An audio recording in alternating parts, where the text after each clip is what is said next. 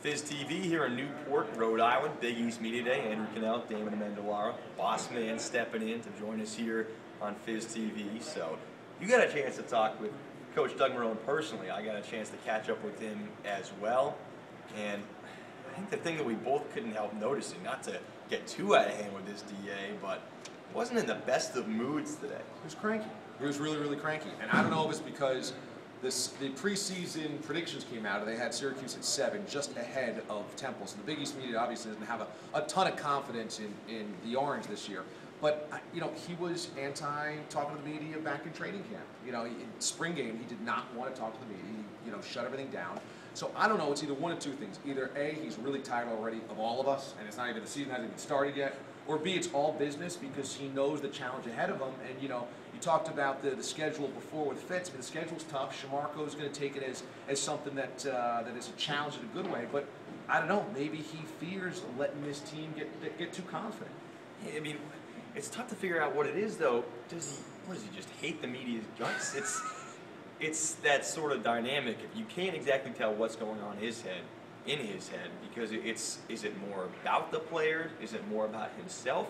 I got the gut feeling today it's almost just a personal thing. The players aren't watching him and looking at his every move and saying, oh, well, he doesn't want to talk to the media, so that should govern how we behave. He just seems like he's just sick of it, doesn't want to talk to anyone. I mean, maybe, but I don't know. Is it a personal thing? What I wonder about is the pressure. Is there a pressure on Marrone coming into this year? We always say, well, it doesn't really matter what happens this year. He's going to get another year in 2013.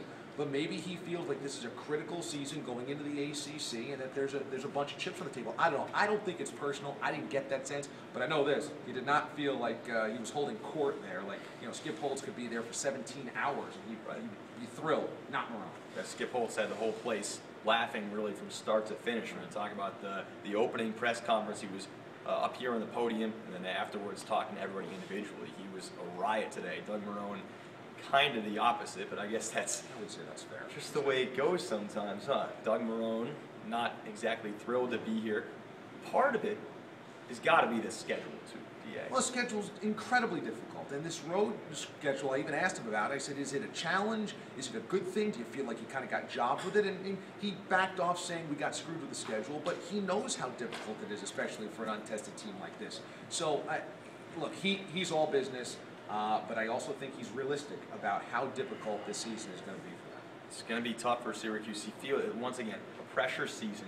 He understands that going into year 4 of his job that he needs to get it going for Syracuse. And it's about time to get something going and to put a good year together. And then you have the huge challenge of only the 5 home games and really overall one of the toughest non-conference schedules in the country. So that's the sentiment from Doug Marrone today here at Big East Media Day.